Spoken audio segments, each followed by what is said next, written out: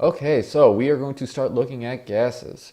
But before we start looking at gases, I just want to kind of review one concept, which is temperature. So temperature, we're going to define as the measurement of the average kinetic energy of molecules. This would be a definition that you should probably write down.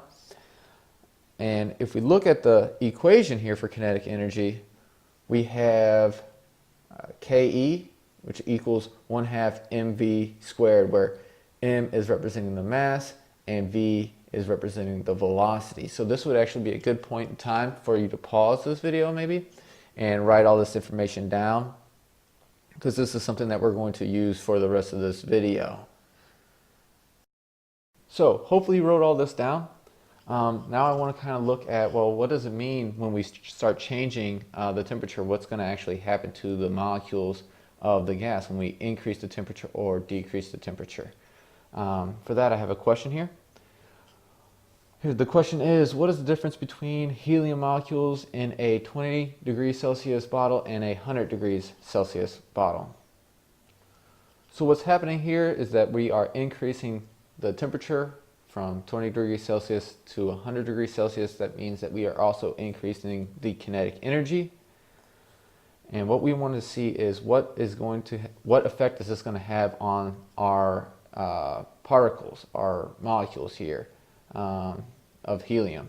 So I do have a model that I want to kind of look at with you, and we'll change the temperature, increase the temperature, and see what happens.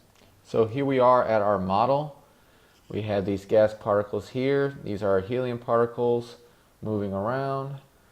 We can look and observe their speed. Currently it's bouncing between 425 meters per second and 415 meters per second. We can also look at their temperature here. It's currently at 293 Kelvin. And down here I can either add heat if I want to or remove heat. So what we wanted to see was what happens when we increase the temperature from 20 degrees Celsius to 100 degrees Celsius. So increasing the temperature, what's actually going to happen to these molecules inside here. So let's go ahead and do it. So add in heat, changing the temperature. You see the temperature changed here. And we definitely had a change in the speed. We were bouncing around 425, 415. Now we're at 518, 520. So if we keep increasing the heat, increasing the temperature, that's going to increase our speed, and we can see that happen. So just observe that happening. Now if I want to, now you can see the particles moving around quicker and quicker. Now if I remove the heat, lower the temperature, we can observe what happens there. As you would think, the speed's going down, speed is slowing down on the particles. Keep removing the heat, temperature keeps reducing, and so does the speed. And we can keep slowing them down, and they're moving slower now. So this is a neat little model. If you want to kind of like nerd out on your own, I'll have a link to this website, and you can do this, and you can move these guys all you want and kind of see the effect for yourself, and do whatever you kind of want to do with this thing. You know, if you got like a Saturday night and you just want to mess around and learn some more chemistry, you can mess with this. But what I want you to see in here is that when we add heat, we increase the temperature, and that increases the speed. When we reduce the heat, we're going to reduce the temperature, and we're going to reduce the speed. That is called a direct relationship, and that's what I want you seeing here. As we increase the temperature, we're increasing the kinetic energy, and we are going to increase the velocity of the molecules.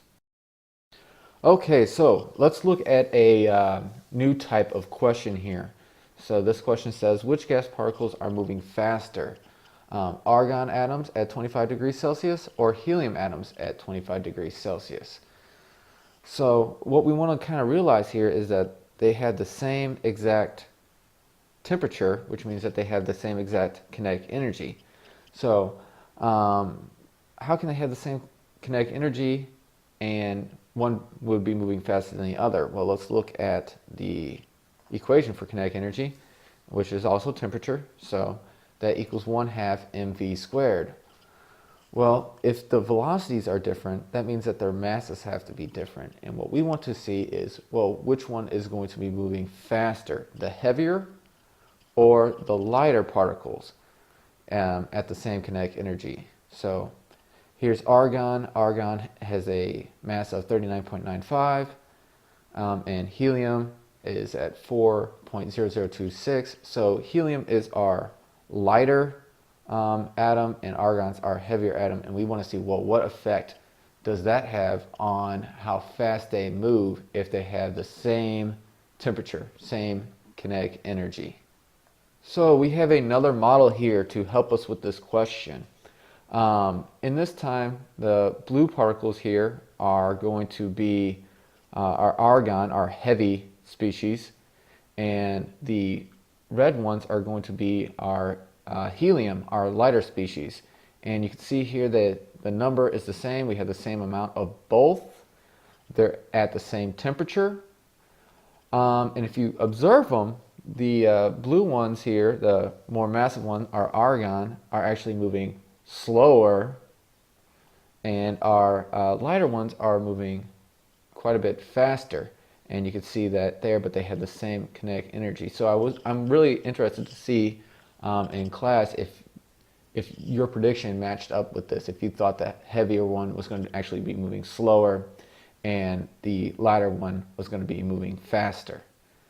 So let's take a look back at our question. Which gas particles are going to be moving faster, the argon or the helium?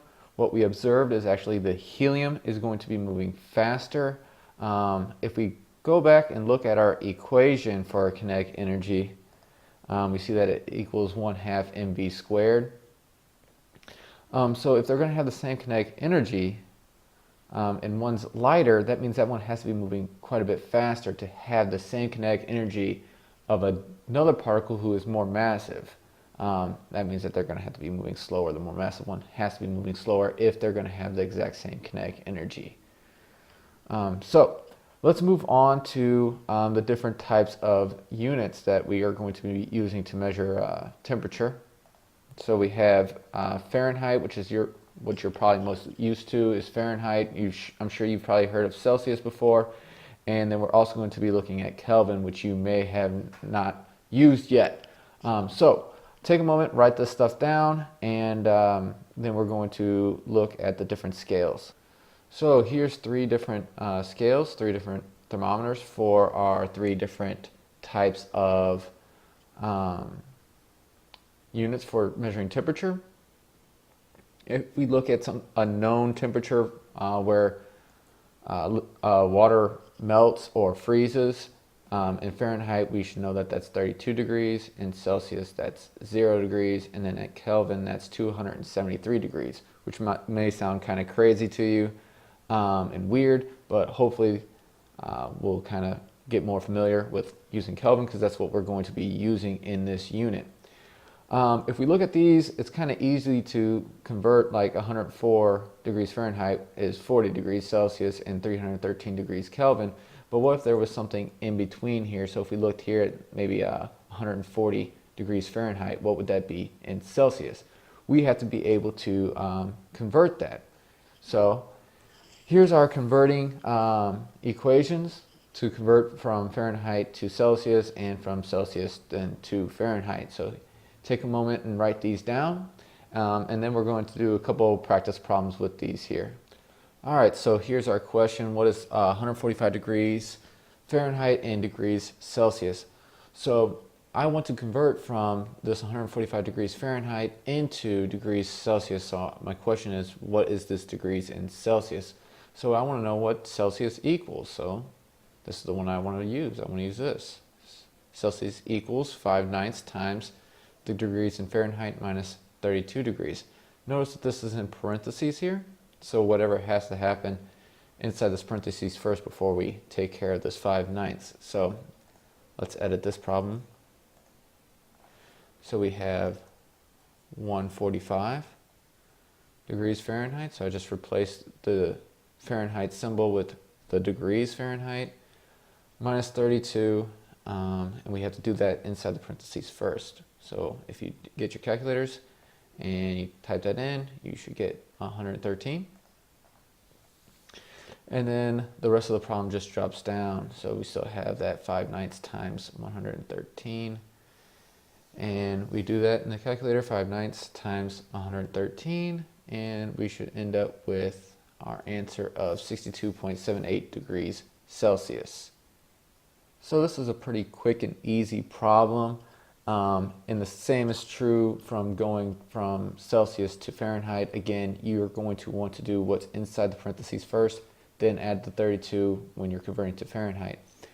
But what you should notice is we have these new conversions right here with from Celsius into Kelvin, and from Kelvin into Celsius. So I want to kind of look at this too, and it's a real quick and easy conversion.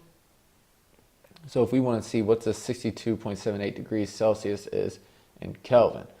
Okay, so here's the question written out for us. What is 62.78 degrees Celsius in Kelvin? So we want to go from Celsius into Kelvin. So Kelvin equals, that's what we want to know. What does the Kelvin temperature equal? So that's what I want to use here. Okay, and we're just going to make a quick edit here. Instead of degrees Celsius, well, we know what we have. It's 62.78 degrees Celsius. And it's real easy. We just add those two together and we get 335.78 Kelvin. So another real quick and easy conversion, which we'll have practice with in class. So if you do have questions, please bring them to class and then we'll answer them there. So moving on, I just want to look at maybe one or two more little things here. So here's two more neat little questions we have here. So the first one, how high can temperature go? Is there an upper limit to temperature? And then also, how low can temperature go? Is there a lower limit? So if we remember that temperature is equal to kinetic energy, and kinetic energy is equal to 1/2 mv squared, is there a limit on how high I can make this number? I can always increase the velocity up to however high I want to make it, and then that means there's no limit really for the temperature, an upper limit. But a lower limit, yes, if I keep reducing the velocity down and down and down till the molecules stop moving, that is the lowest temperature that we can go. There is a lower limit to the temperature. So is there a higher limit? No, I can keep increasing the temperature.